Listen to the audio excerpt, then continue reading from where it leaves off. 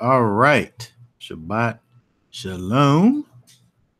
We are back. We are going to begin with our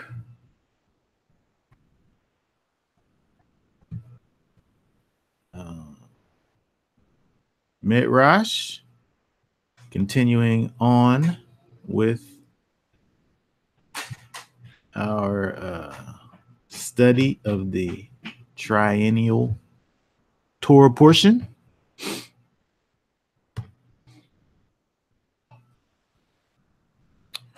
This week we are going to be looking at Korach,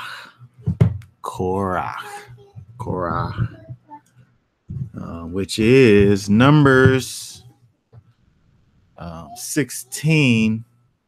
We'll see if we get through 18. We want to. We actually got 2 weeks worth of Torah portions since we didn't have a broadcast last week. But it is it's good because the actual the Korach, which was last week, and the one from this week actually are really dealing with the same story. So it's they can all be incorporated into one. Yeah. So we want to look at some things inside of. Let's begin by what I should have did. Let's begin by reading Numbers 16. Let's read Numbers chapter 16, and then we'll go into some key points from it after.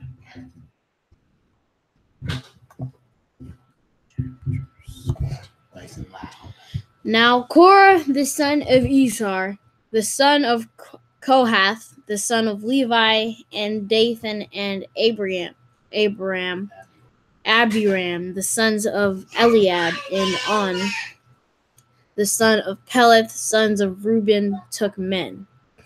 And they rose up before Moses with certain of the children of Israel, 250 princes of the assembly, famous in the congregation, men of renown. And they gathered themselves together against Moses and against Aaron, and said unto them, Ye take too much upon you, seeing all the congregation are holy, every one of the men, and Elohim is among them. Wherefore then lift ye up yourselves above the congregation of Elohim. And when Moses heard it, he fell upon his face, and he spake unto Korah and unto all his company, saying, Even tomorrow Elohim will shew who are his, and who is holy, and will cause him to come near unto him, even him whom he hath chosen will he cause to come near unto him. This do take your censers, Korah, and all his company, and put fire therein, and put incense in them before Elohim tomorrow. And it shall be that the man whom Elohim doth choose, he shall be holy. Ye take too much upon you, ye sons of Levi. And Moses said unto Korah, Hear, I pray you, ye sons of Levi. Seemeth it but a small thing unto you that Yahweh of Israel hath separated you from the congregation of Israel, to bring you near to himself, to do the service of the tabernacle of Elohim, and stand before the congregation to minister unto them. And he hath brought thee near to him, and all thy brethren, the sons of Levi, with thee, and seek ye the priesthood also, for which cause both thou and all thy company are gathered together against Elohim. And what is Aaron, that ye murmur against him? And Moses sent to call Dathan and Abiram, the sons of Eliab, which said, We will not come up. Is it a small thing that thou hast brought us up out of the land that flows with milk and honey, to kill us in the wilderness? Except thou make thyself altogether a prince over us? Moreover, thou hast not brought us into the land that floweth with milk and honey, or given us inheritance of fields and vineyards. Will thou put out the eyes of these men? We will not come up. And Moses was very wroth, and said unto Elohim, Respect not thou their offering. I have not taken one donkey from them, neither have I hurt one of them. And Moses said unto Korah, But thou and all thy company before Elohim, thou and they and Aaron tomorrow. And take every man his censer, and put incense in them, and bring ye before Elohim every man his censer, 250 censers. Thou also and Aaron, each of you his censer. And they took every man his censer, and put fire in them, and laid incense therein, and stood in the door of the tabernacle of the congregation with Moses and Aaron. And Korah gathered all the congregation against them unto the door of the tabernacle of the congregation, and the glory of Elohim appeared unto all the congregation. And Elohim spake unto Moses and unto Aaron, saying, Separate yourselves from among this congregation, that I may consume them in a moment. And they fell upon their faces, and said, O Yahweh, the Yahweh of O Elohim, the Elohim of the spirits of all flesh, shall one man sin, and wilt thou be wroth with all the congregation? And Elohim spake unto Moses, saying, Speak unto the congregation, saying, Get you up about the tabernacle of Korah, Dathan, and Abiram. And Moses rose up and went unto Dathan and Abiram, and the elders of Israel followed him. And he spake unto the congregation, saying, Depart, I pray you, from the tents of these wicked men, and touch nothing of theirs, lest ye be consumed in all their sin. So they got up from the tabernacle of Korah, Dathan, and Abiram on every side. And Dathan and Abiram came out and stood in the door of their tents, and their wives and their sons and their little children.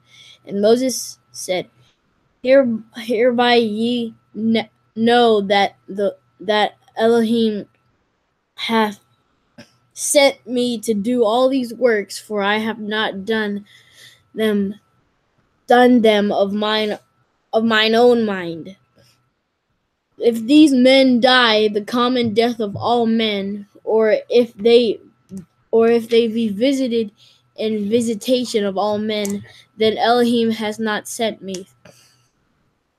But if Yahweh make a new thing, and the earth upon open her mouth and swallow them up with all that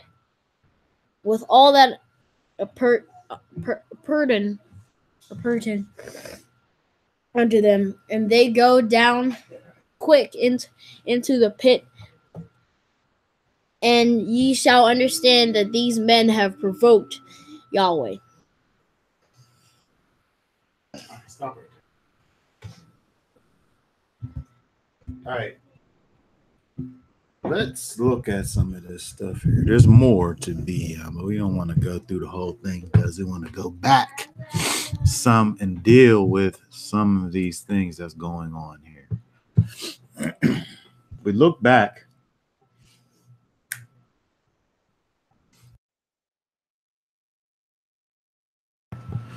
We look back at verse 1 and 2, where it says, now Korah, the son of Izhar, the son of Kohath, son of Levi, and Dathan, Abiram, on, they rose up before Moses together with some of the others of Israel, 250 leaders of the congregation, chosen in the assembly, renowned men. So I want to look at these men who kind of were at the forefront of this rebellion.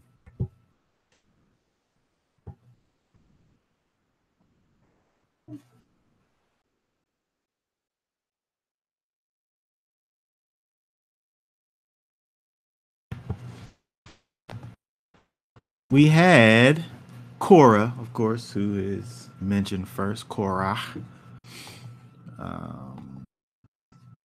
Dathan,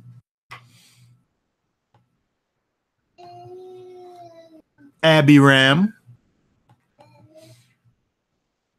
and On.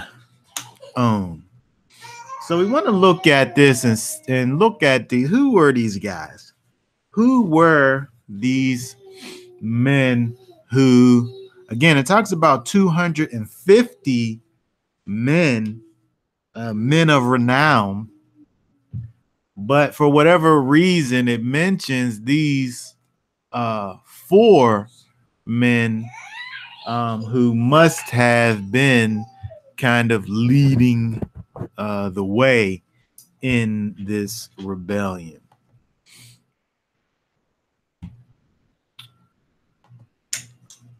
So let us start with On.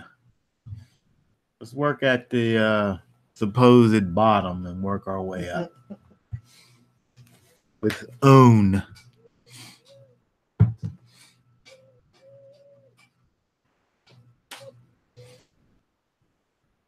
Whoa.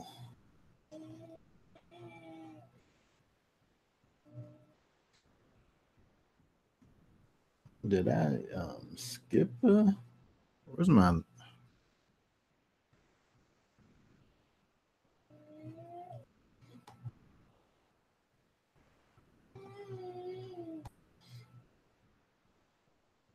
I got these out of order, don't I? Okay, so let's start here with this On, which is an aleph, the vav, and a noon. On. It's of Egyptian derivation.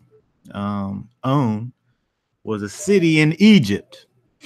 When we look at this, we don't see any mention of this individual On before or after this thing that happened with the with this rebellion of Korach. When we look at this word here, this Hebrews, according to Strong's Hebrews 2:02, own, which means ability, power, wealth, force, goods, might, strength, and substance. When we look over here at this this name here in the Hebrew, if we think about the ancient Hebrew with the aleph being the ox's head, which gives us the idea of strength. If we see that is strength, the vav being the tent peg, which talks about, what gives us the idea of adding to or securing. And the noon, which is the sprouted seed, which has the idea of continuance. We can see in the Hebrew where this name, can give you this idea of power and wealth and goods and might and strength, right? Because we see here strength and the and adding to the continuance or securing the strength. We got strength and the adding to the continuance of strength. But interestingly enough, when we look at this word own, if we look back at Genesis 41:45, here, read that there. Genesis 41:45. And Pharaoh called Joseph's name Zaphnath. Zaphnath. And he gave him as a wife Asenath, the daughter of Potipharah, priest of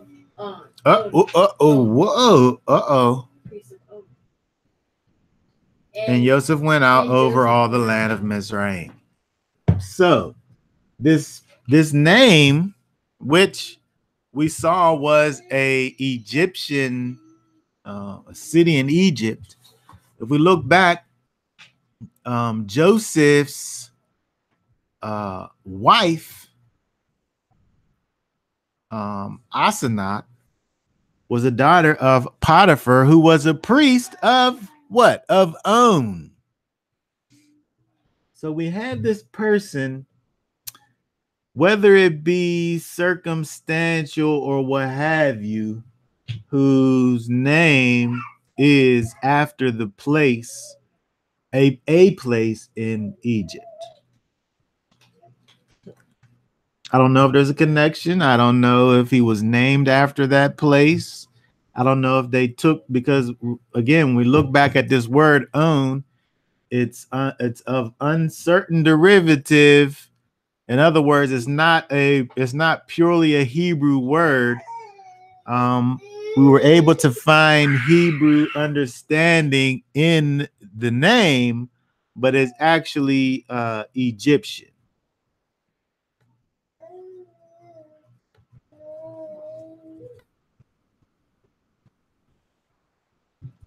And again, from the Hebrew perspective, we can look at it again as far as meaning strength and manhood, generative power.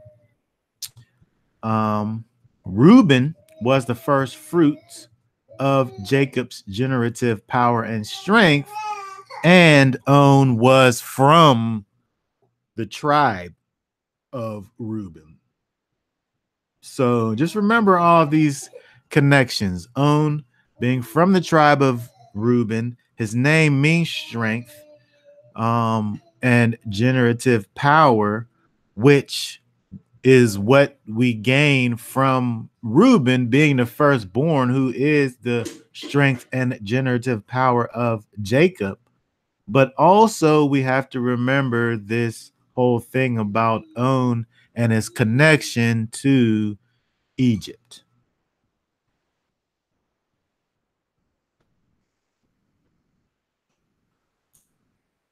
So again, On was from the tribe of Reuben. So we can see that connection there, but we cannot look past its origin, which again seem to have been Egyptian, or at very least cause us to think about Egypt. So next, let's look at Abiram. Abiram.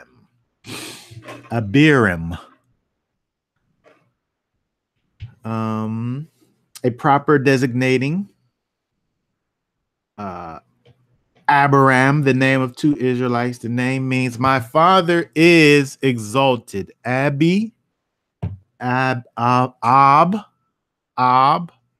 If we say Ab or Abi, which would be my father, Abi, my father, and Ram, which comes from room, which is exalted or lifted up, right? So, it says right there, room, which means high or lifted up, right? So, my father is exalted, or my exalted father, is what Abiram is meaning.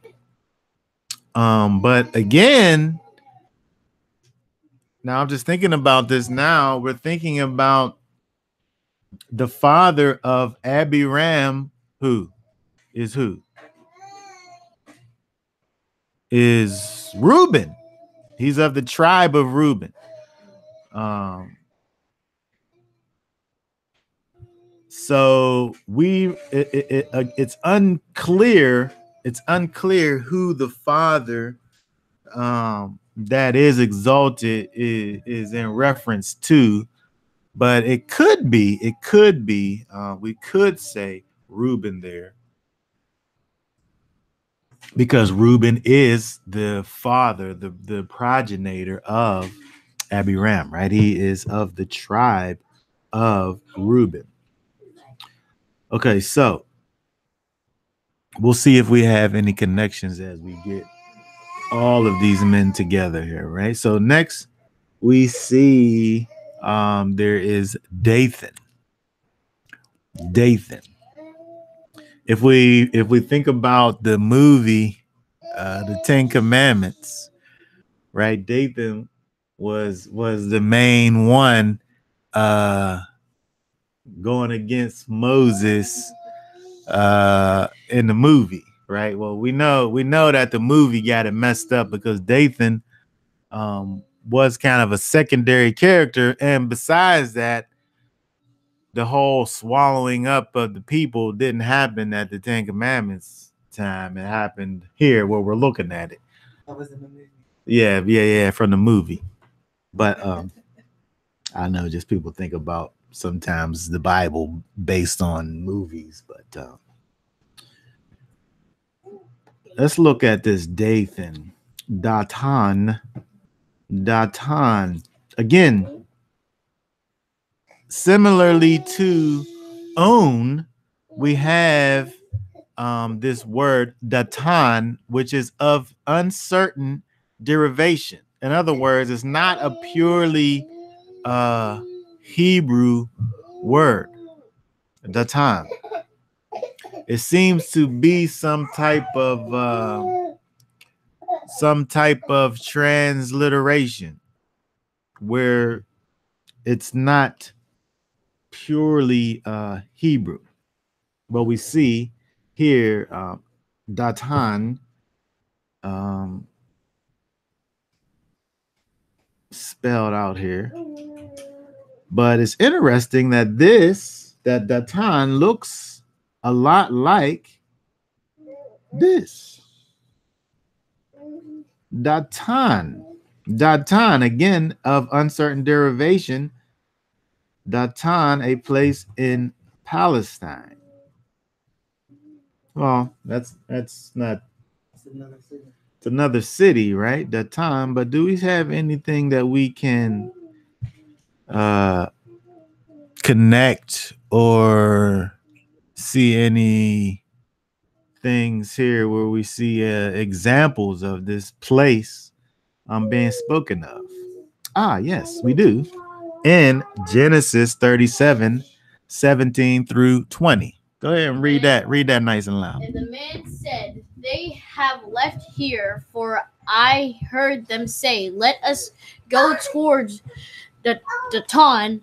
So Joseph went after his brothers and found them in Datan. And they saw him from a distance, and before he came near them, they plotted against him to kill him. And they said to each other, 'See, this master of dreams is coming.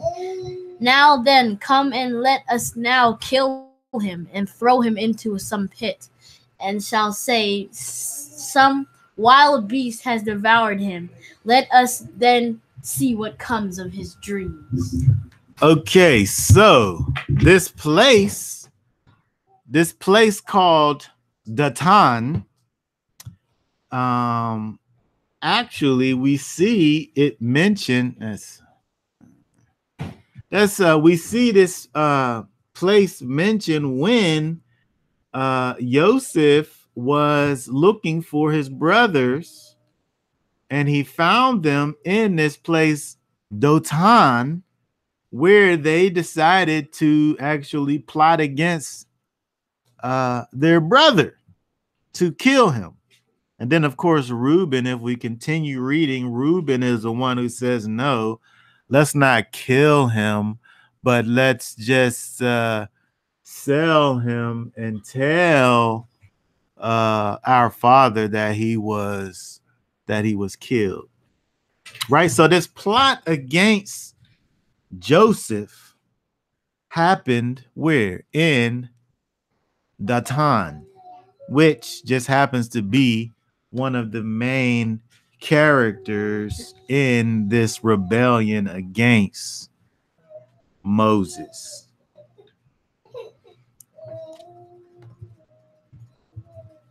And last but not least, probably actually greatest, is Korach. Korach. Yeah. Yeah. What's the first one? No, it wasn't the first one. So Korach, from this word here, the Hebrew 7139, which means ice, as if bald, that is smooth, by resemblance, rock, crystal, frost, ice. The word Korach means to depilate or to make self bald, like the smoothness of as Christian rubs his head, right? It's the word means ice because of the smoothness. Okay, so when we look at so when we think about here, let me just go back. I didn't say when we go back and look at the culture that was in Egypt, baldness was a thing that they did in Egypt. They would, make themselves bald and then just put on wigs and instead, right? So in the culture, for whatever reason, it was a thing for them to, to cut all of their hair off, right? So again, when we look at 3 out of the 4 of these people, the men in some way cause us to look back at Egypt. In some way, it causes us to look back and think about Egypt, whether it be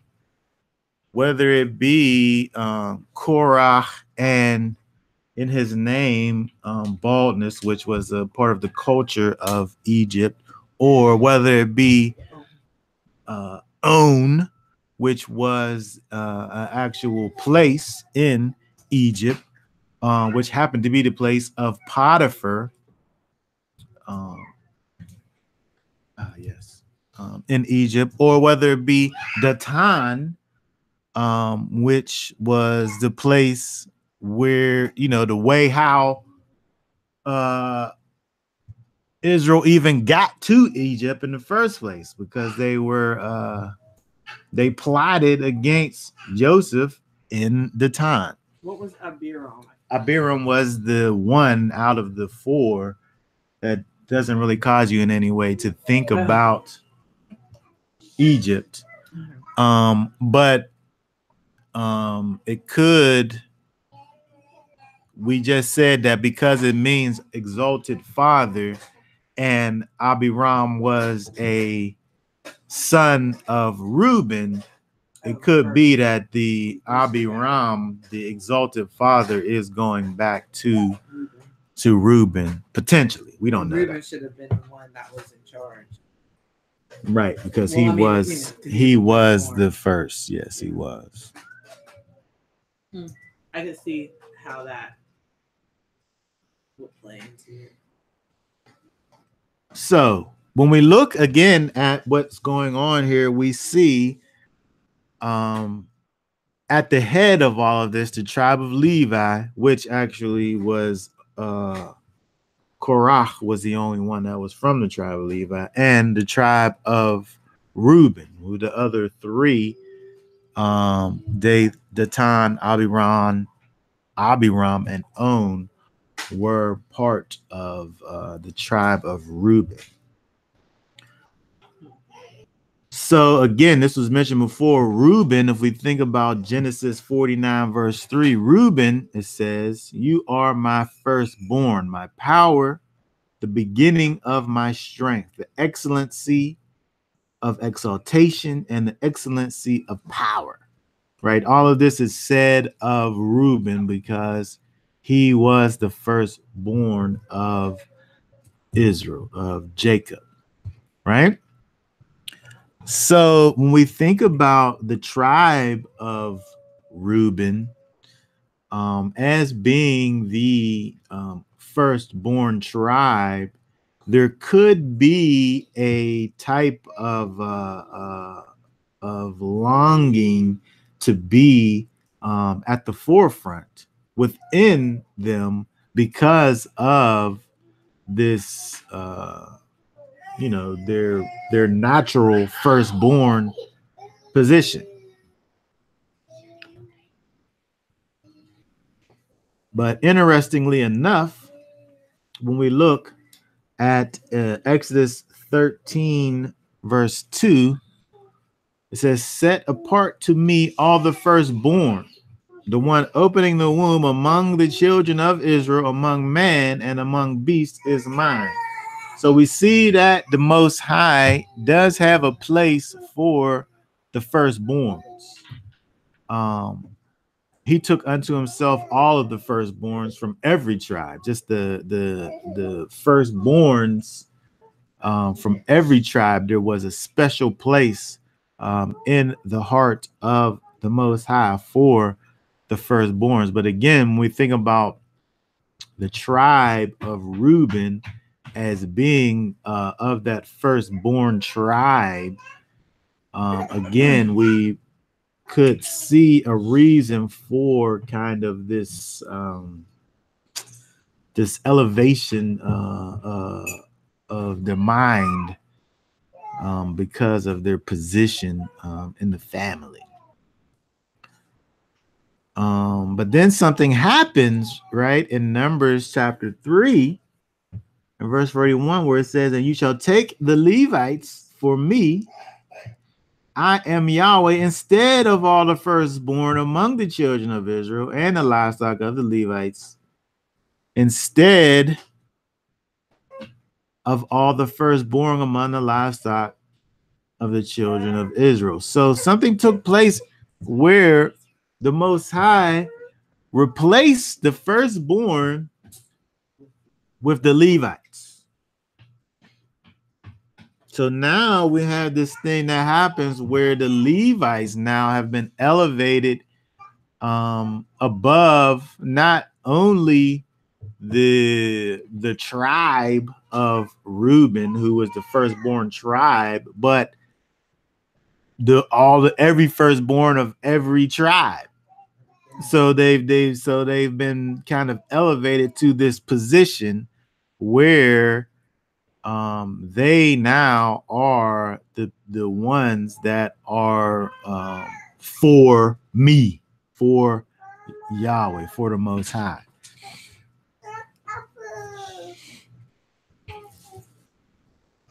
So we're just. They probably would have said about that. Who you talking about? All the people, or the Levites and I mean not the Levites, the Reubenites. So this is nullifying the firstborn among just the firstborn male amongst all the tribes. Well, yeah, basically, yeah. So it's taking the place of prominence within the nation from being that firstborn. I wouldn't say nullified, because in a way that is done, they still have to be redeemed. So in other words, there's a transaction. It's not like an automatic transaction that happens. You take the Levite and the firstborn, and then from the firstborn, there's the transaction that talks about further in chapter 3, where for the Levites, for the firstborn of there's a price that's paid for the transaction. So I guess from a natural perspective, the firstborn is still the firstborn, but he is then replaced through this transaction with the Levite. But I guess essentially, yes, you can say that it's nullified. The firstborn Levite men.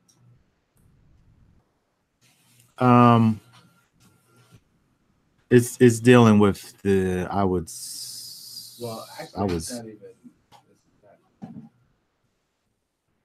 not even the firstborn with the Levites. It's all the Levites. Yes, all of the Levites are replacing the firstborn. Well, actually, when you look at numbers, it's dealing with, they count the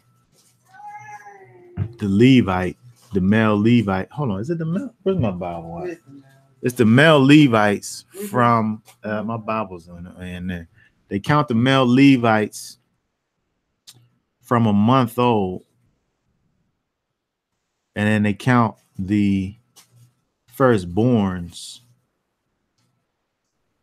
and they add them all up. I think there ends up being more firstborn than Levites, and then so they take let's just look at it real quick. Numbers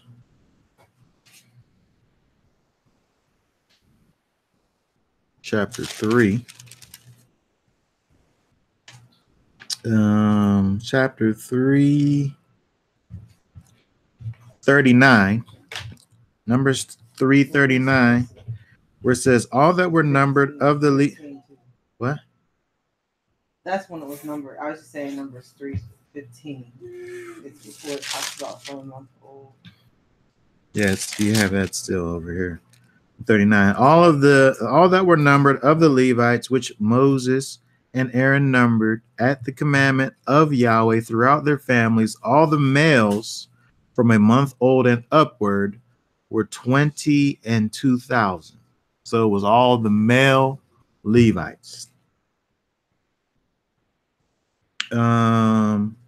male.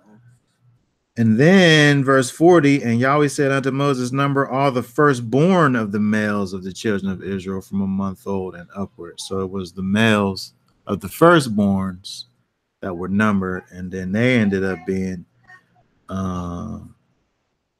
22,273. And then the difference, which was 273, where it says down in verse 43, and all the firstborn males by the number of the names from a month old and upward, and those that were numbered, that just says how much they was. 46, and for those that are to be redeemed of the 213 of the firstborn of the children of Israel, which are more than the Levites, thou shalt take 5 shekels apiece by the toll after the shekel of the sanctuary. Thou shalt take them, and thou shalt give that money wherewith the odd number of them is to be redeemed unto Aaron and to the sons. So, yeah. So I guess at the end of the day, it was dealing with the males of the firstborn males. So we see this transition thing that happened with the firstborn. So with the firstborn being replaced with the Levites.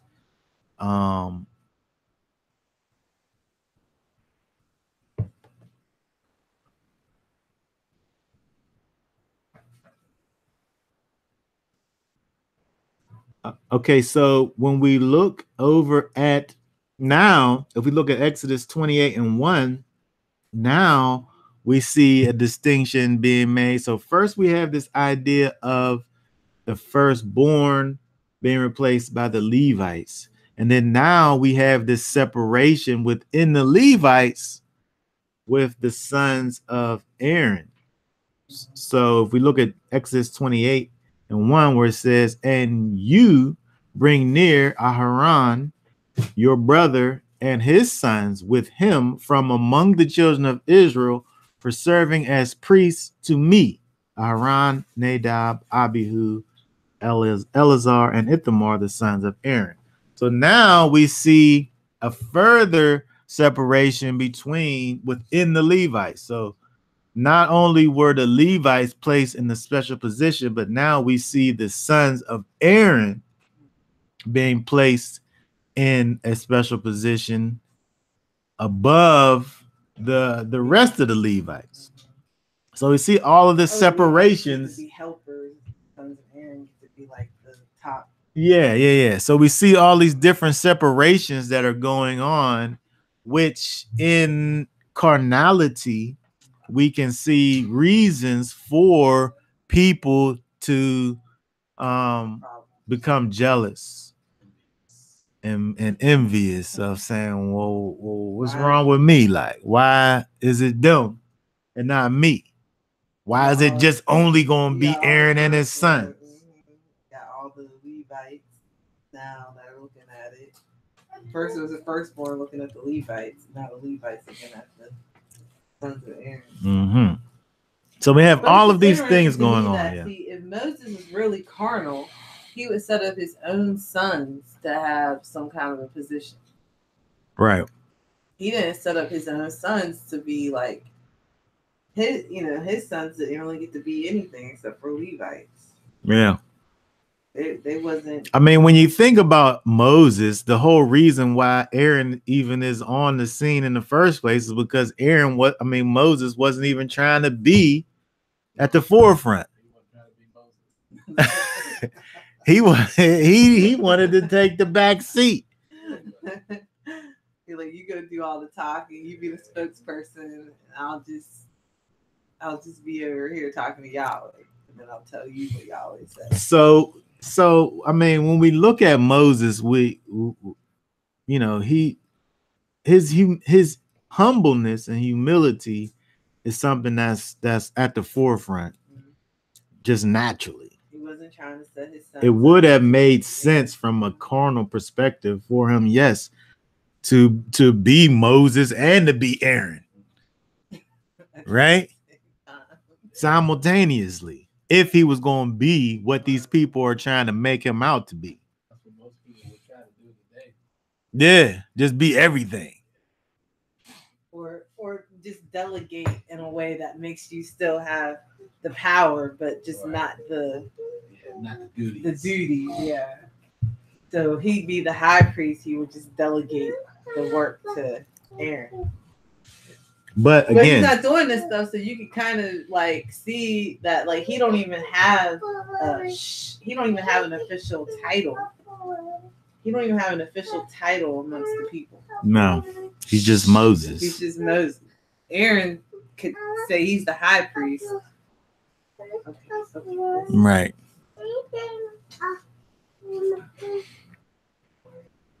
Well, I guess that's why Yahweh chose Moses, because of his character. Right. I mean, exactly.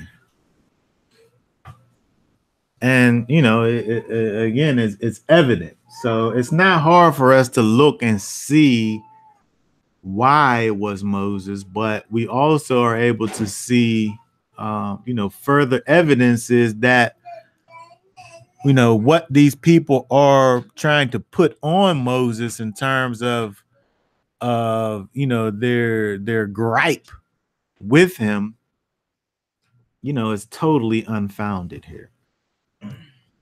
Okay, so we look at, looking at Korah and Dathan and Abiram and On. Again, they were men among these 250 leaders of the congregation chosen in the assembly. They were men of renown. Men of renown. So renown in the Hebrew is Shem or name, right? We know that the Jewish people say Hashem or the name. That's this word here, Shem, which literally means name or honor or authority or character. We think about honor and authority or character because all of those things are within the name. All of these things, are embedded in the name, right? When we think about the idea of now something that we think about in secular culture is branding. Your brand, right? Is basically your Shem, your honor, your character, everything that's attached to your name. When I look at your name, there's certain things that you think about as a result of looking at that name, right? So when we look at these men here, they were exalted men. They were men who were in authoritative positions in Israel, and they all got together and they all had these thoughts in their minds about what was going on, and they wanted some kind of change to happen. So we look at verse 3 where it says, and they assembled against Moshe and against Aaron and said, enough of you, for all the congregation is set apart. Everybody's holy, all of them, and Yahweh is in their midst. Why then do you lift up yourselves above the assembly of Yahweh? So this is their question that they had. And again, as we were looking, we're seeing that, this is not what Moses is doing, right? This is not what Aaron is even doing. Aaron, it wasn't told to Aaron that you're going to be the high priest. So then now you pick whoever it is that you want to be high priest with you. And it wasn't even Moses that picked Aaron to be the high priest. It was Yahweh. It was the Almighty who said, Moses, tell Aaron, your brother, and his sons what their job is going to be. Right? So when we look at, how these things actually come to pass, this idea of them, what they're saying, why then do you lift up yourselves above the assembly? That's not what happened. Making a false accusation. It is a false accusation. That is not what happened. It's really in their heart. Normally when people accuse you of something, it's something that, their beliefs that they try to project onto you. Because they're the actual ones that are trying to take too much upon themselves. Right. They feel like, oh, I should be the guy. So it's like, well, why you think you all of that? Like, what? Yeah. But that's the same thing that Miriam and Aaron. I know you wanted to say Aaron. Yeah, we just got through this. Like this is the exact same thing that just happened. It's the exact same thing that just happened not too long ago, in the history of Israel, where Miriam is coming against, Aaron, because he co-signed on it. Was coming against the structure in terms of who is in charge, who has certain duties, who's doing what, who's close to Yahweh. Well, because they say that all the assembly is holy. What was you gonna say?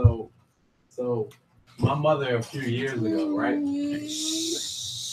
My mother was going to give me the house, right? I stayed there. I fixed it up. You know what I mean? I've been working on it, whatever, putting money into it. And she told my siblings that she was going to give me the house for $1. She said, I'm going to give Chris the house for $1. My brother, my sisters, who I love, and I know they love me dearly, they all told her, no, don't do that. They're not, they're in a whole nother state. They're not even in Pittsburgh. And I didn't notice till years later, like this is a something she told them and I never knew about it. Then when she got sick, she told me about it later, like, I was going to give you this house, like a couple years ago. And your brother and sisters told me not to do it. And I said, what? I'm like, why would they do that? And she was like, oh, I don't know why they would do that, but they just didn't feel like I should do that. And so I didn't. And so immediately I get upset. Like, why would they do that? Why? What is it that they thought that I would do with the house? Like, oh, you're not allowed in the house no more. Like it just didn't make any sense, but it's that feeling. I know they love me and would do anything for me. Like anything I asked my sisters and brothers for, they would do it. Just like the same for me. But when it came to that possession, the house, property, they were like, no, don't do that. That's all of our house. That's probably what these kids going to do about this place. Anthony Street. I'll let them. Okay, so let's look at this here. What's going on here? We're gonna call this thing the spirit of Korach, because we're able to see within what's going on. We're able to see pride. We're able to see jealousy and envy. And we're able to see a lack of spiritual discernment.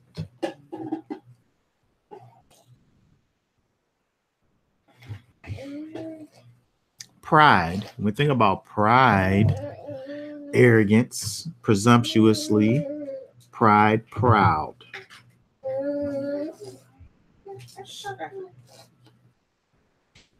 This word pride in the Hebrew comes from, its root is to seethe. To seethe is actually to boil. So when you think about boiling, what's going on to cause something to boil? Just from a physical perspective. Heat, pressure. Right? There's heat and there's pressure, there's friction. Right? From these external forces. Some external force, my physicist wife didn't really say as much as I thought she was going to say. The external force is causing these molecules to rub together, right? They rub together, the friction and cause heat, right? And if we talk about water and boiling, that friction of rubbing together causes heat, and when you're looking at the water boiling, as you know, the little bubbles, they start as little bubbles and then they grow and expand and kind of blow up over and over again, right? It's like little explosions. Yeah, over and over again. But again, it's from this external force that's causing a reaction internally to be manifest externally. Right? That's what's happening when we see. So pride is that, right? Where you have this external force causing an internal reaction, which manifests an external manifestation. Wait, this is pride or envy and jealousy? Pride. Oh wow. I can really see It's that. pride because, again, this word, that the root of the word pride is to boil. So when you're thinking about the things that Yeah, you puffed up. yeah, it's causing you to swell up. But why though? That's what happens, is the swelling up is what happens. But how'd you get to that place in the first place?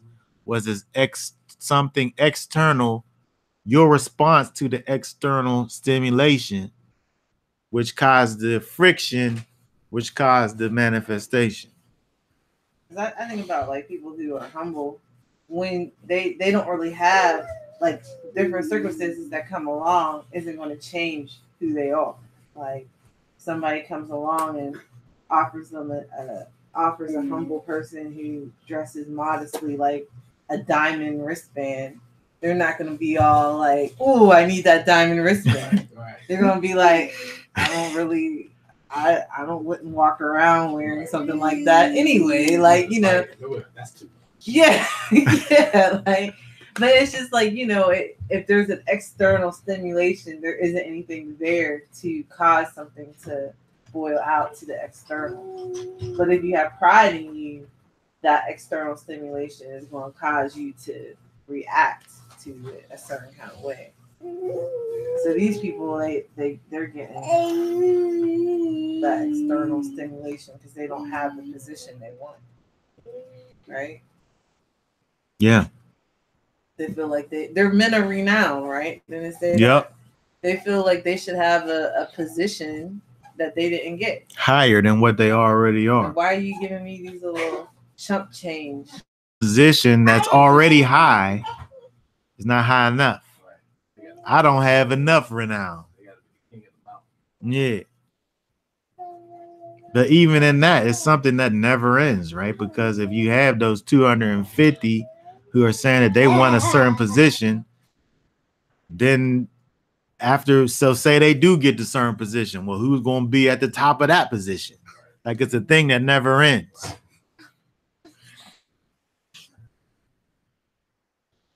I guess it's like who was it that asked to be on Yeshua's left and right? Yeah. It was John and his brother, right?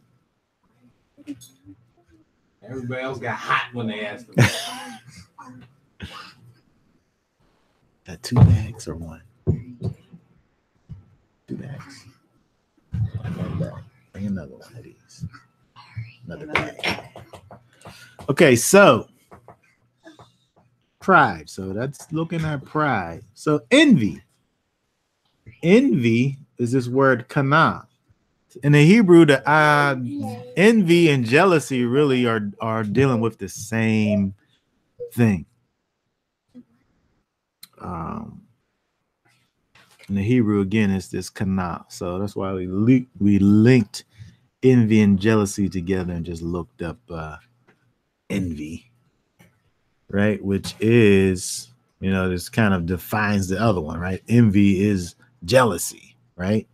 But what does that mean, right? Envy.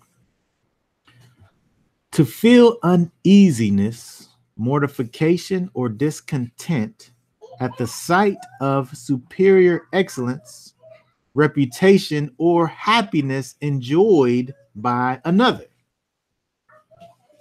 To repine or to feel inward discontent at another's prosperity. To fret or grieve oneself at the real or supposed superiority of another, and to hate him on that account. Real or supposed? Yeah, real or. Did that come from the dictionary? Yeah. The mortification or discontent at the sight of superior excellence. So it seems like it's covering all kinds. So it goes from uneasiness, where something just uneasiness and mortification. Like it don't cause me to want to die if I'm uneasy. Right. So it's like levels. Like uneasiness is just kind of like seem like it's a lesser level than mortification. Well, mortification, I think it's like something that's killing you. You know how that's I'm just mortified. Killing me. Yeah. But uneasiness is just not that, right? Or discontent, it seems like it's somewhere kind of in the middle. So all of that, all of these negative thoughts in your mind at the sight of superior excellence, reputation, or happiness enjoyed by, like, you can't even just be happy that somebody else is happy. It's killing you. Or just making you feel a certain kind of way. Yeah, uneasiness about somebody else. Yeah. But that's what envy is, and that's what these people were doing. They couldn't just say, "Well, that's great that the Levites are Levites," or for Korach himself, who is a Levite. He couldn't just be in his place and function, in the manner in which he was supposed to function. He wanted to be at the highest level. He wanted to be the high priest. When we think about the other two who were from the tribe of Reuben, Dathan, and Abiram and On. Again, we could look back and see, well, maybe they feel slighted in their tribe. Why was the Levites chosen? Why were they the ones? We're of the family of the firstborn. But they had envy, right? I feel like envy could be, according to looking at this definition, envy really could be that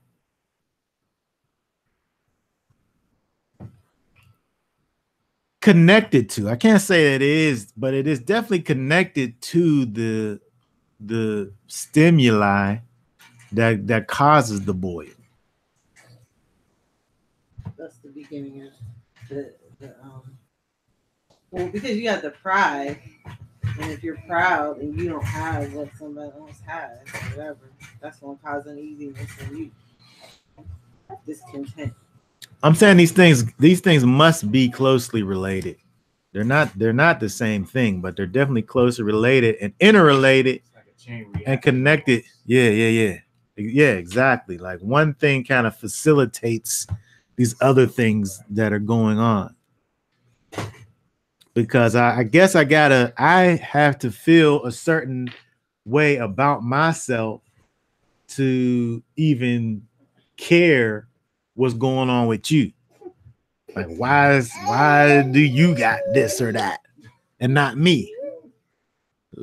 Like the two things they're not the same, but they're linked, and they kind of build on each other. Shabbat shalom. We gotta go. Okay. Shalom. All right. Shabbat shalom. Okay. And Father Bob and I. Okay. Thank you, Brother Tony. Thank you, Teresa. Hallelujah. Hallelujah. Okay. All right. Shabbat shalom. That's Tony. That's Shem. You all saying goodbye to you too. Okay. Shabbat shalom. Thanks, saints. Hallelujah. All right. Shabbat shalom. So when we continue on looking at verse 4 through 7, where it says, so Moshe heard these things that they're saying. But they sat up there and said, you don't went far enough. Why do you exalt yourself above the assembly? Moses falls on his face. Just kind of like what happened the last time these people tried to come against all of these things. Moses has the same kind of reaction. He's mortified by all these things. Like he's the only one that's really looking at this stuff from the proper perspective.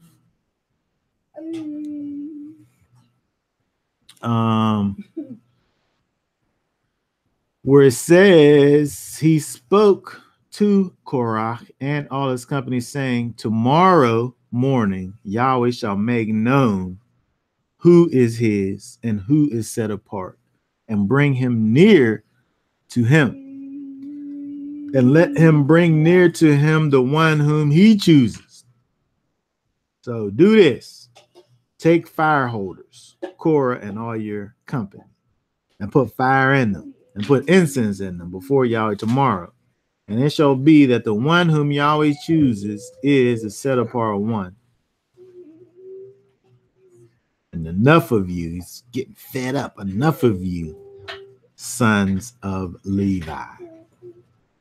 So he addresses, why don't he say sons of Reuben? Or whoever else is even there? Because are we to think that because the four ones at the forefront was Reuben and Levi, and actually only one of the four was Levi, more of them was Reuben.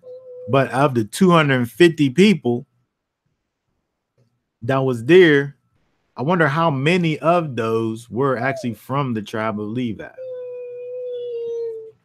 But I guess I feel like with this, it's similar to what was going on with Miriam, where as she was the one at the forefront, Korah was at the forefront, and he was Levi. He was leading out the charge. Right. He was the one at the front. It just don't make no sense. I just don't like. Why would you? First of all, why would Korah challenge Moses? And then, how did you get people to follow you to challenge Moses? Like, it just doesn't make no sense. This is the guy who did all of these things to get you to where you at now. And you gonna challenge the guy that brought you out of all of that? You gonna challenge the guy that you know Yahweh himself sent, you're going to challenge him and say, they can't believe that. it just doesn't make any sense to me. And it doesn't make sense that people would actually follow him. Like, yeah, you're right. No, you're not. Do you think that it's because people was going to die in the wilderness? Yeah. So remember? Yeah. Was you here when we talked about? We was talking about like what would motivate someone who knew they had a death sentence.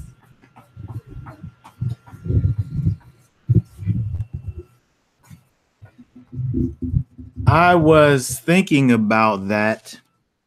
I ran out of slides actually. But I was thinking about that exact thing. When you think about, we talked about this the week before last, about what was the mindset of those who basically got a death sentence in the wilderness. You're going to die in the wilderness. And that's going to be your fate. How could they have been faithful? Did they even care about faithfulness as individuals? They knew that their seed, their younger ones, they knew that their younger ones was going to make it, but they wasn't going to make it. So how did that cause them to react? What was you going to say? I was going to say that I would try to be on my best behavior, that maybe he would change his mind. I'd be like, man, I'm gonna be on my best behavior to see if we can, get him to reverse. Yeah, you would think that, but that's not what they did. But when we look at all these things that happened after that, we're able to see, it seems like, a reason why you had these people who had these extremely stiff necks. Yeah, it was like they were damaged goods. Yeah. Like, there was knew it's like, no. There was nothing that they could have done to make it into the promised land. So it's almost as if they just gave up almost. Where I'm just saying that because based on this thought that was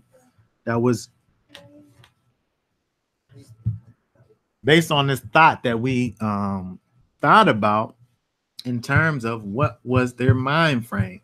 But if we think about that fact that they knew what their fate was going to be, it seems like it causes us to be able to, potentially understand how it was that they come up with all of this stuff. Because when what they're doing is speaking against, first of all, they're speaking against what they literally experienced happen. They saw the thing happen. They heard the voice of the Most High from on high, and then they said, Moses, please, you go and hear that terrible voice and then come back and tell us what he said. They see him go up there, stay for a long time, come back down. Like, it just doesn't make any sense. They seen it happen. I see the same thing today, though. Even though, you don't have the actual miracles and things being done, but you see the same behavior today amongst the people. And then I realize why there's only going to be a remnant. Yeah. There's only going to be a remnant because some of these people ain't going to change. They ain't going to give up Christmas. They ain't going to stop searching for Easter eggs. And they're not going to give up pork. You know what I mean? They're not going to do none of the things that is required of them to do. Okay. Yeah. So when we think about this idea of this spirit of Korach, which includes pride, and it includes envy and jealousy, and includes, we didn't talk about the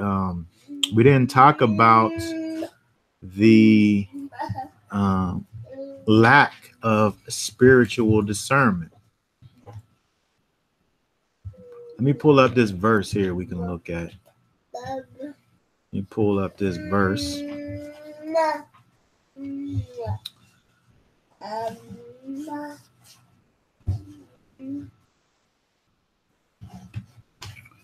One moment here. Let me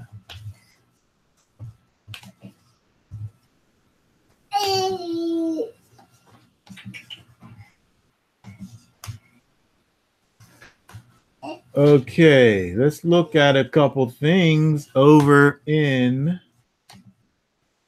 let's see here.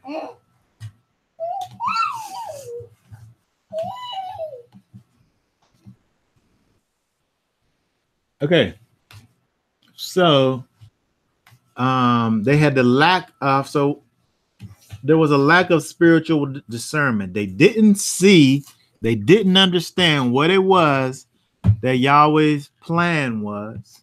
They didn't understand what it was in terms of the things that the Most High set in place. The things that he obviously set in place, right? They didn't have that. They didn't know what it was that the Most High was doing. And then they sit up there and try to talk about Moses as if, he was the one causing these things. But if we look at Proverbs, look at Proverbs verse 1 and 1, where it says the Proverbs of Shlomo, son of Dawid, sovereign of Israel, for knowing wisdom and discipline, for understanding the words of understanding, for receiving the discipline of wisdom, righteousness, right ruling, and straightness, for giving insight to the simple, knowledge and discretion to the young. The wise one hears and increases learning. The understanding one gets wise counsel. For understanding a proverb and a figure, the words of the wise and their riddles.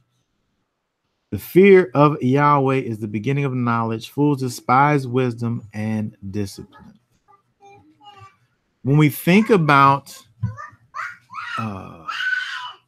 understanding Yahweh, when we think about knowing who Yahweh is, when we think about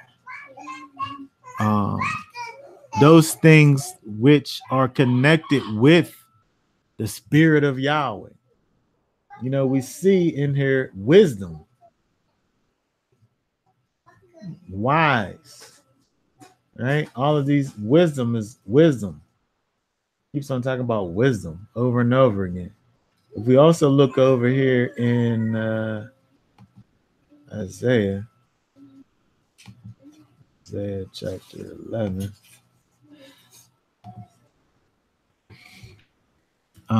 where it says, and a rod shall come forth from a stump of Yeshai, and a sprout from his roots shall be fruitful. The spirit of Yahweh shall rest. The spirit of Yahweh shall rest upon him. The spirit of wisdom and understanding. The spirit of wisdom and understanding. So when we talk about the spirit of Yahweh in or on an individual, something that's connected with that is what? The spirit of wisdom and understanding.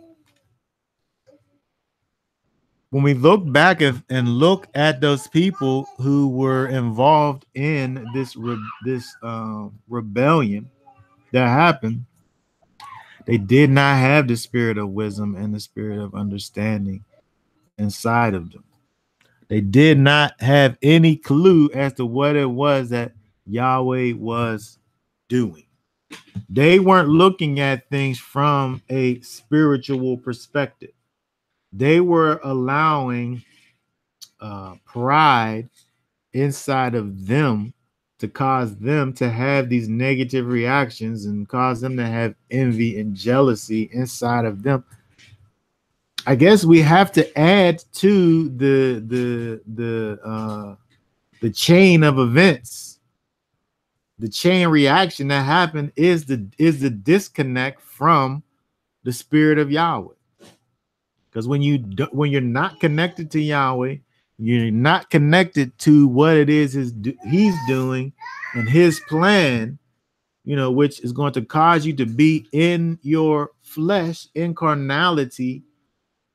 All of that's going to cause you to be negatively affected by the things that are going on around you, because you're looking at those things from an improper perspective, right? You're looking at those things from a carnal perspective instead of from based on what the Most High is doing. Yahweh's trying to get the people to go from Mitzrayim to the promised land. So he set order in place.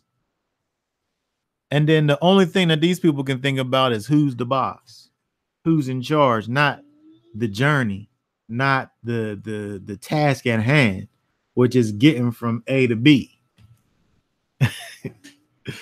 The only thing they looking at and the only thing they thinking about is who's in control, which is causing them to do and say things that totally doesn't make any sense, because they saw and was a part of actually the structure how it is. Nobody stood up for righteousness when the Levites stood up and Moses said he was on Yahweh's side. Reuben didn't stand up for that. And their nonsense is what got them stuck in A. They never get to B. Yeah. All the nonsense is what got them. Then it said everyone rose up their voice whenever they was about to go into the land. Yeah. So everyone rose up their voice against it except for two people. So whenever they was talking about not going into the land, none of those people stood up and said, "Oh, let's go ahead into the land." So for them to think that they are on Yahweh's team and his good side, and that Moses isn't, it's just totally ludicrous. It don't make any sense. No, it doesn't. Poor Moses. Moses got to deal with these people. All right, so let's go down and look at some more of this and see what happens with these people, because it just never ends. It's a never-ending thing that's going on with these people. In verse 12, it says, "And Moshe sent to call Dathan and Abiram, sons of Eliab." It's interesting that only these two now are mentioned, but On is nowhere to be found. Maybe he said, "All right." Maybe he submitted. He tapped out to Moses and was like, "All right, Moses, I take it back." You think he took it back? No, I don't. He didn't tap out on the challenge. No, I don't think so. He probably just was not. He probably just was at that initial. I would say he was probably at that initial kind of standing up, and then he didn't really stand up no more. But he didn't go back though, because all these people who came up against died. So it didn't ever say that he didn't die. When the 250 people got swallowed up, he was in that number. It didn't say 249 people got swallowed up. But then they say, "Look, we are not coming up." No, we ain't coming up. Moses said, "Get your things and all that. We're going to see." Nah, that's just rebellion. We ain't coming up. That's just total outright rebellion. How they gonna say they're not coming up? That's what they said. How they really gonna say they're not gonna come up when Moses sent out a call for them. But when you think about it, it's in perfect align with what's going on, you know, with their pride and their jealousies. They're so envious of the position. They put the position in question in the first place. So Moses gonna sit up there and use the position, and they saying, no, we're not listening to you. We're not doing we're not doing what you said. Is it little that you have brought us up out of the land, out of a land flowing with milk and honey? They talking about Egypt, Mitzrayim. It's like they're gonna be talking about America. To kill us in the wilderness, that you shall also seize total rule over us. Why is it that they're describing Mitzrayim as a land flowing with milk and honey? Like they got to taste it. Like they got to taste some milk and some honey. They did. But when you think about again, here, let me just do this real quick. When you think about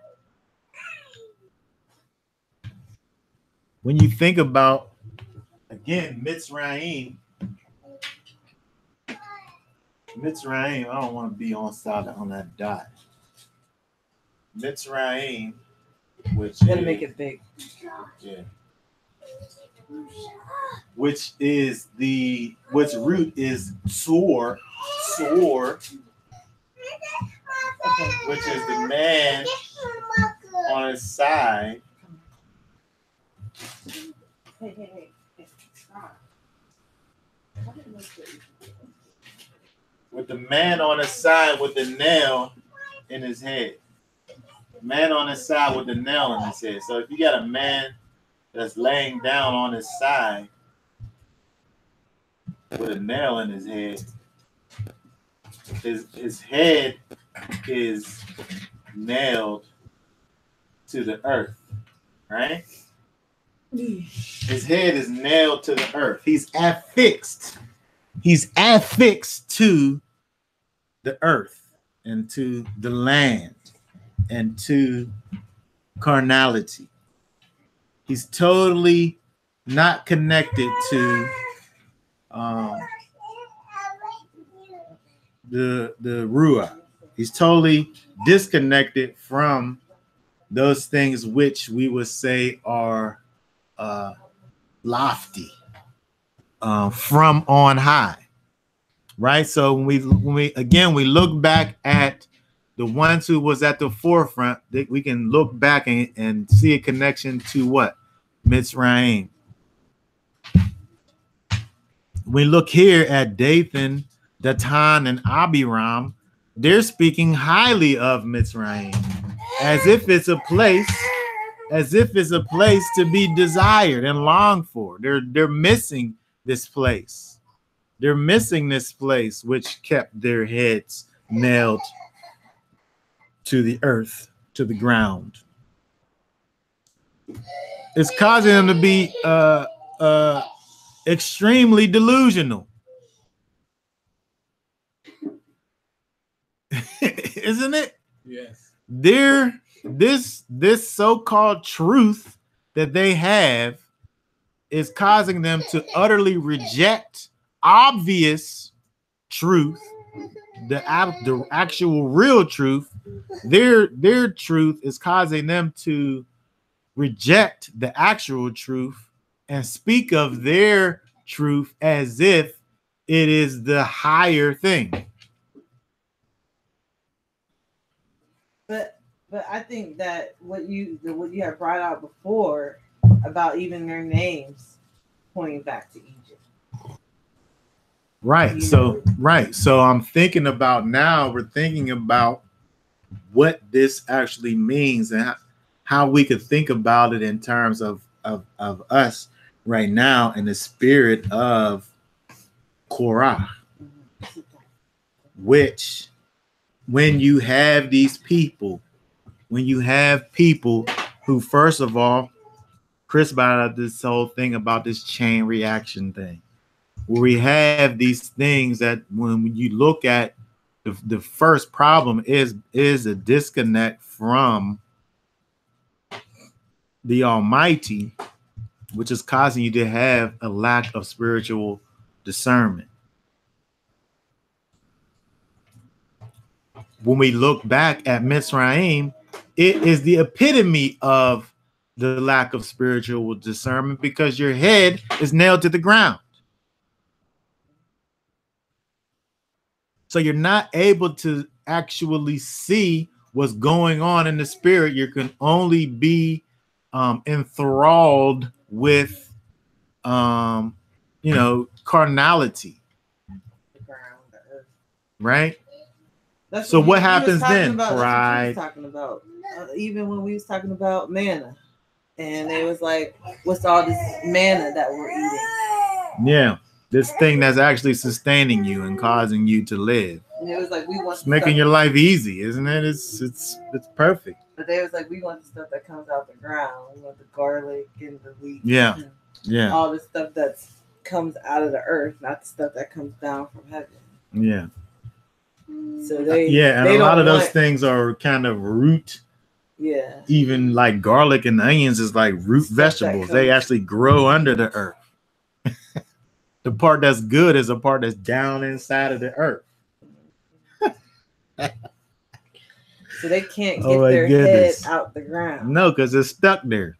Right. So we see all these connections between Egypt and the mind frame of these people who have what we're calling here the spirit of Korach. But we see these people walking around here every day. And they think that they're more than someone who's like spiritually minded. Yeah, just like they did. They think that whatever their human reasonings are, it's more advanced than, a spiritual mindset. Right, which is a delusion, just like these people over here are delusional. It's like offering a salad to somebody who has a constant diet of hot Cheetos every day. You'd be like, no hot Cheetos. This salad is going to be good for you. It's going to nourish your body. It's going to give you the nutrients you need. Man, you better get that out of there. Pass me that bag of hot Cheetos. Yeah, but it's the exact example. They actually want this thing that's terrible, this thing that's totally out of the natural order of things. They don't want that, even though. But I think to take it to the next level, even though, like with these people, they've literally. Like it would have to be like a scientist who has done extensive research on the effects of salad and hot Cheetos. And then in spite of the results of their research, finding out that salad is really good for you, rejecting those results and taking the hot Cheetos. Yeah, I try to play people videos. Of stuff talking about how a lot of this stuff causes cancer and all of that. They won't watch the video. Yeah, they don't. But I think the difference is though, with what you're saying is, in terms of talking to people who they're disconnected. So it's hard to try to talk to somebody about life being connected when they're already disconnected. As where these people, they actually experienced the connection and then now they're rejecting it for whatever reason, because they first, because of the initial rejection, now they're just continuing on in the rejection. So we could look back and say, in the process of things, if we look at Israel as a whole and say, well, from antiquity, Israel knew, and now Israel doesn't know, and this is the effects of it. So if we look at Israel as a whole, we can say that. But I think if we segment it out and looking at our current state, you're looking at people who don't really know. And they have to be brought over into, if I sit up here and talk to you about this tea that I'm drinking, I could tell you how delicious it is. But the only thing you're thinking about is whatever you're drinking. And that's what you know about until you taste and see, that he is good. So I think there's so many things at play now when, dealing with people where this thing is so, ignorance has been compounded in such a way where it's almost as if you see like, you see what has happened with ignorance and things that are disconnected from Yahweh have been put forth as truth for so long, and the people have been so disconnected from the Almighty that it has the people in such a delusional place, a place where there is such a high level of false belief. It's just a terrible state. It's a terrible place. It's a terrible state that we're in. So, so what happened in Egypt is the same, or what happened then is the same thing that we're experiencing right now. Yeah, it is the same thing. It's the exact same thing, but the difference is that the people of today don't know they're in bondage. Yeah. Those who were in Egypt, they knew that they were in bondage. Yeah. This people today, they think they're free. Yeah, because there was a disconnect. It's like a drawn out thing that would happen, as if the wilderness experience was like 400 years instead of 40 years. By the time you got to the end, you dealing with people who didn't even realize what happened way back then. So that's what we dealing with. We dealing with people who are so disconnected from the source. There, you're not even connected with, you don't even realize, what it is that you've come out of, or where you actually are. But yes, it is exactly the same thing, but just kind of a stretched out version of it. Right. Like back during the days of like the plantation, the slaves, they broke their necks to get off the plantation. They would risk, death, being whipped, being pulled apart by horses, all of that to get off the plantation. And today is set up exactly like the system that is in place today is set up exactly like the plantation. It's exactly like the plantation. It's just a big version of the plantation. And the people today, they don't want to be free of that. They don't want to leave and set up and me and you talk about getting a farm and, starting our own farm and, having our own animals. Don't nobody want to hear nothing like that. They think we're crazy. Like, just go to Giant Eagle. Yeah. I need all that for them. When the slaves couldn't wait to build their own towns, their own little plots of their place. But everything's just totally backwards and turned upside down. Just everything is just totally. So here, let's look at this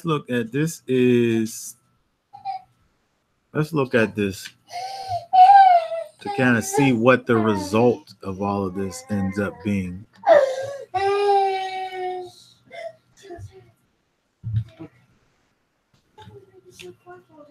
If we go down to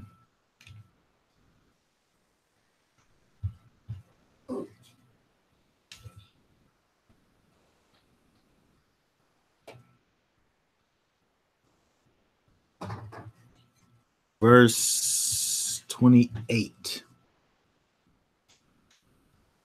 where it says, and Moshe said, by this you know that Yahweh has sent me to do all these works, that they are not from my own heart.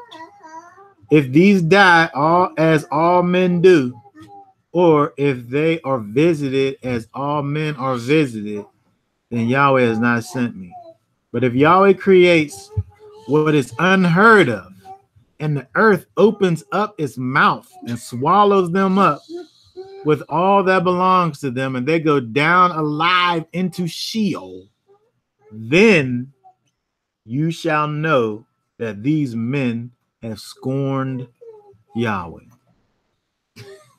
And it came to be, as he ended speaking all these words, that the ground under them split apart, and the earth opened its mouth and swallowed them up with their households and all the men with Korach with all their goods. So they and all those with them went down alive into Sheol, and the earth closed over them, and they perished from the midst of the assembly. So Yahweh gave them over to their heart's desire, which was to be in the earth. Shut up! Shut up! Oh my goodness. Their heads were so bound into the ground. He's just like, all right, let it go. Let you fall in. Yeah. That's what happened. I never saw it like that. I think about those sinkholes, you know, like it just be like Sinkhole open up, but this one closed. Yeah. It closed. It opened and closed afterwards. So two things. Now, when you look at this, you could either say that you could still put this on Moses. You could still put it on Moses, because Moses sat up there and say all of this stuff, and then it happens. So those looking at it could say, well, man, Moses, he really is something. Like, or they could rightly look at it and say that is Yahweh. But either way, it ain't what they're saying. Well, do you think Yahweh put it in his mind to say that, or he said it and Yahweh is like, yeah? I don't know that. I mean, when you look at it, is Moses saying, it seems like Moses is saying it, and God is saying, like, yes, I got his back, and I'm gonna show you by doing everything he just said. Yeah, I mean, it very well could be that.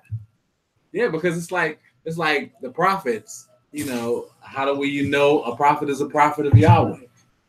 Yeah, if what he says comes to pass. Mm-hmm. So I think you could really look at it either way, as if either Yahweh put it on his heart to say that, or he said it and Yahweh just brought it to pass.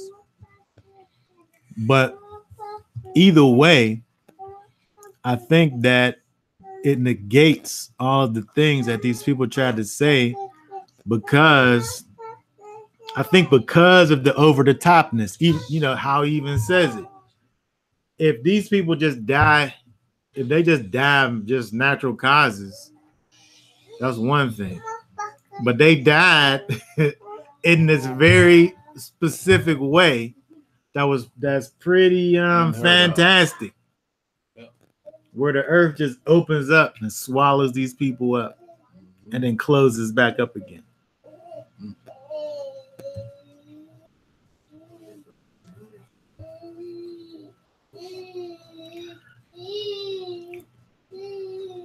So did they come up though? What you mean come up? They said they wasn't coming up. Yeah, they refused. So they was like at their homes and all this time. It's like, no. Yeah, this was where they their tents and all of that. So they didn't want to come up. So the earth They had to swallowed go them up down. where they was. They didn't want to come up, so they had to go down.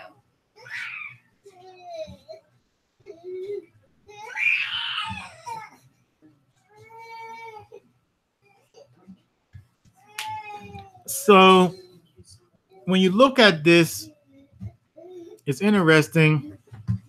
I think what time?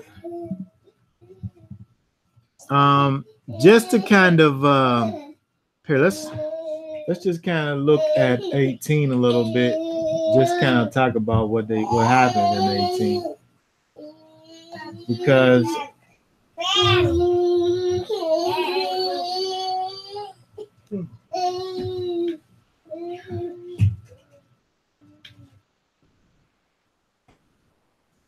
17, I should say.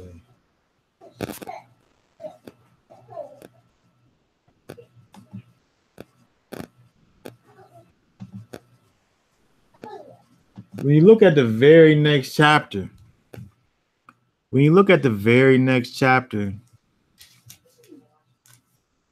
I guess it begins at the end.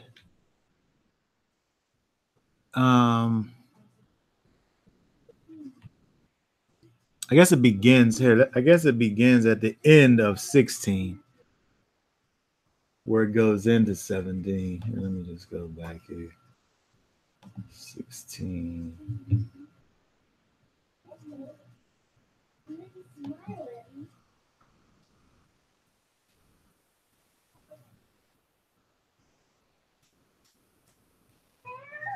Where it says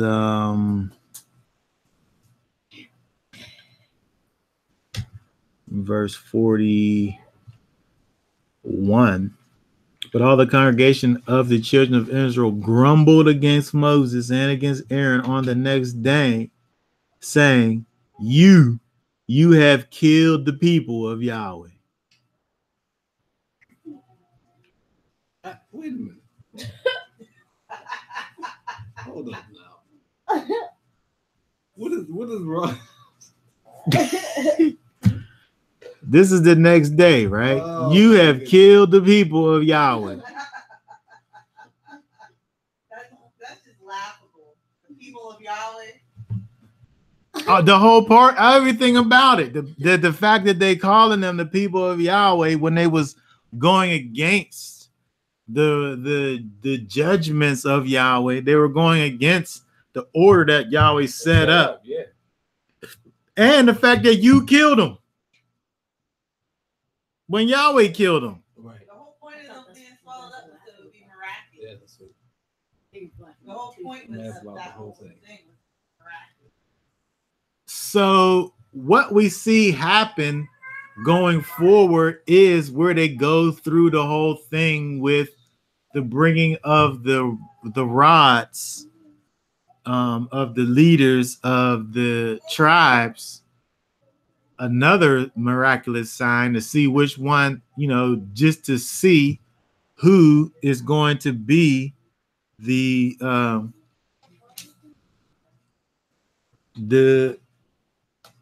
leaders of the people.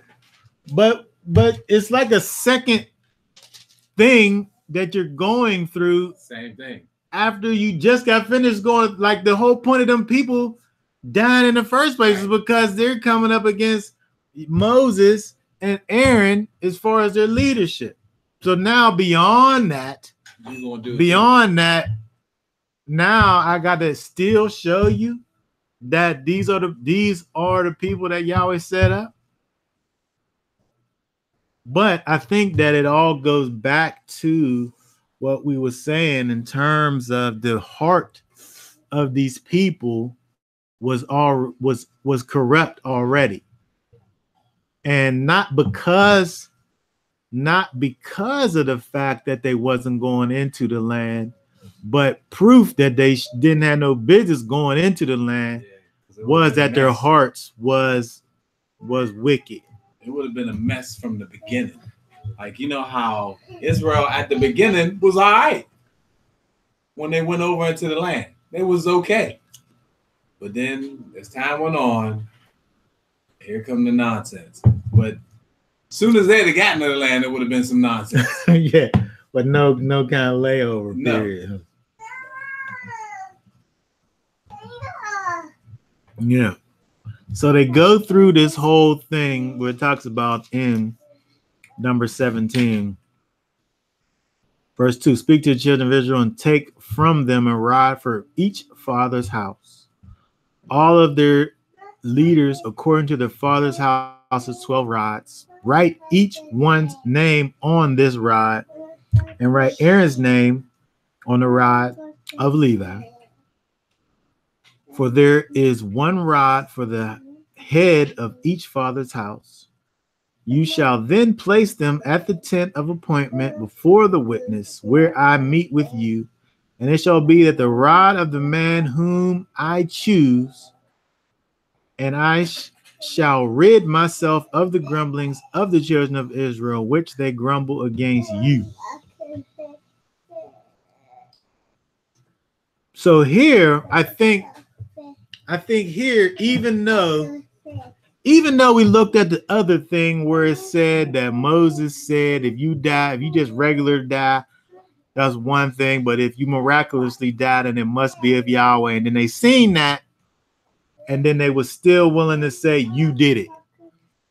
But now with this thing that they're doing, Moses says to the people, take a rod from each leader of each tribe and put it in a tent of meeting, and then Yahweh's going to choose from those rods who's going to be the leader.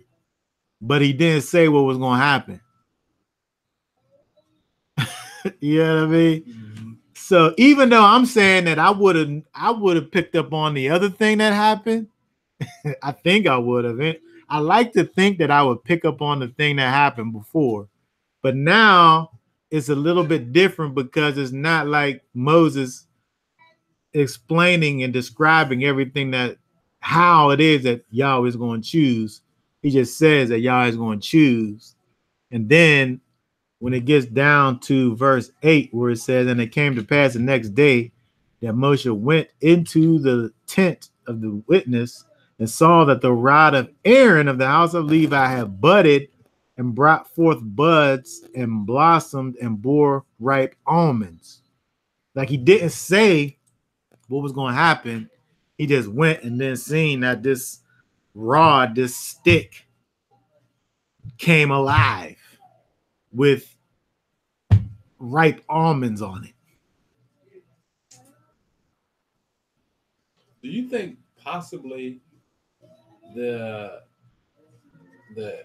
problem that happened with Korah was an isolated event? Do you think all the children of Israel knew what was going on? What you mean?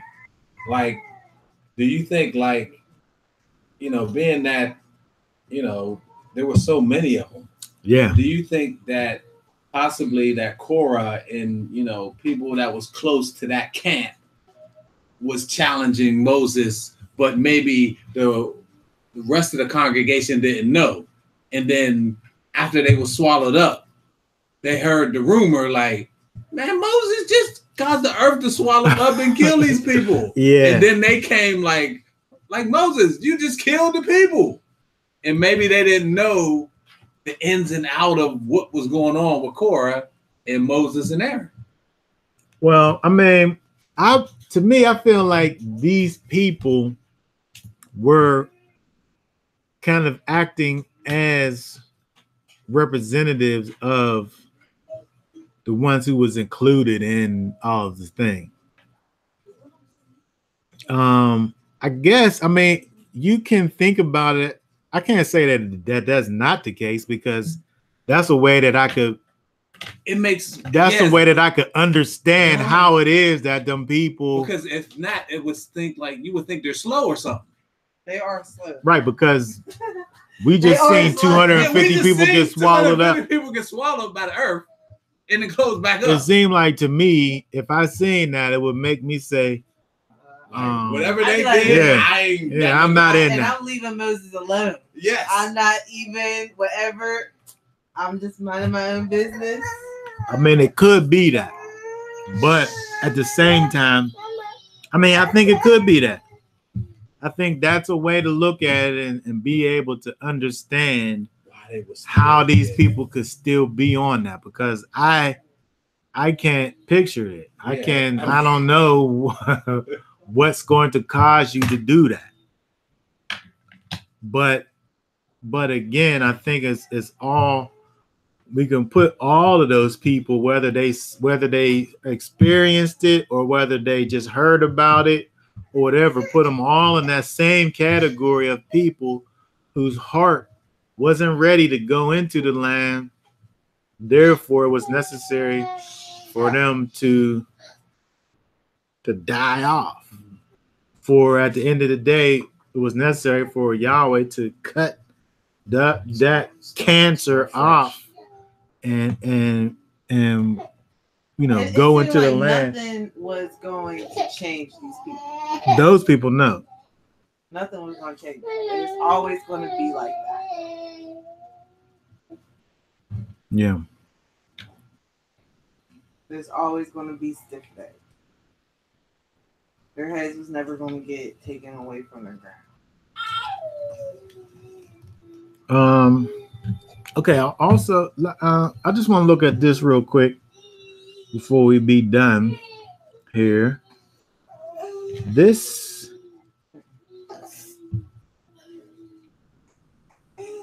number 17 and 12, where it says, and the children of Israel spoke to Moses, saying, see, we shall die, we shall perish, we shall all perish.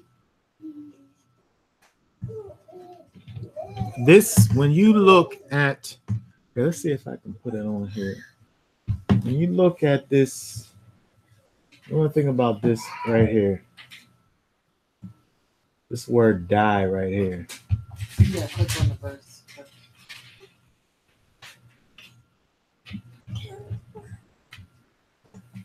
Let's look at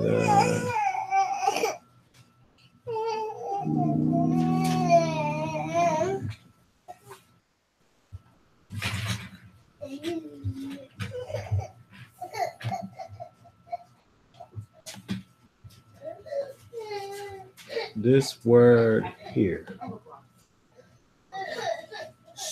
Oh, there we go. Gavah. Gavah, to breathe out. That is to expire, die, give up the ghosts, perish. It's cause you think about your last breath. That how whenever somebody dies and has that last kind of exhalation, the breath just leaves their body.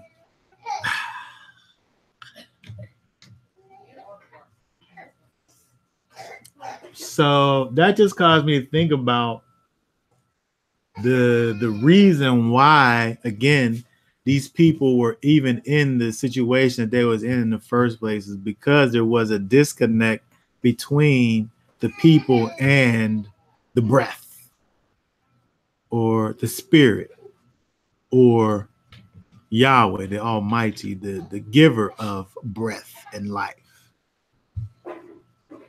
So these people who, you know, were out here and, you know, that were dying, because remember, the ones that died in the wilderness were the ones that wasn't going into the land. They was the one that wasn't going to make it. Those were the ones that, you know, the reason why they weren't going to make it was because of their lack of they're having that lack of connection with the Father, with the Almighty. They didn't have that spirit of Yahweh. You know, the spirit of Yahweh wasn't the thing that was motivating them and pushing them forward. The thing that was motivating them and pushing them forward was their connectedness to the earth and carnality, and the flesh, right? And their carnal desires, right? Pride and envy and the ego. Okay, so, all right, so are there any last thoughts or comments about any of these things? I would like to ask, do you think that, this wilderness experience is similar to our wilderness experience today? I would say that it's exactly the same thing. I would say that when we look at the 40 years in the wilderness, it's really a picture of, for us now, where we think about the idea of many being called, but few are chosen. We think about the idea that, Yeshua, when he talks about the wheat and the tares, growing up together, when he comes back, he's going to get rid of one and take the other. And the wheat and the tares that's all Israel. Well, I'm saying it's the people of Yahweh and the people who ain't of Yahweh all growing up together. So when we think about this wilderness experience that we are in, he is shaping and molding his people to be the way that he wants for them to be. He's including some people, he's discluding other people. Some people are able to hear his words. Some people can't hear his words. Some people are being pushed forward by his spirit. Some people aren't being pushed forward by his spirit. All to the end of making it to the promise. So to me, when I look at, our now experience, it definitely is paralleled by the wilderness experience, the actual 40 year wilderness experience, because it's it's a trial to see who is going to make it in, and everybody who came out of Egypt isn't going to make it in. So we think about everybody who claims to be on the side of the Most High, just like coming out of Mitzrayim. Everybody who claimed to be on the side of the Most High didn't make it to the promised land. Same thing. Everybody now who claims to be on the side of the Most High is not going to make it to the promised land. So, yeah, I would say that there is a direct correlation. It's an exact parallel of this. We are in the wilderness right now. Absolutely.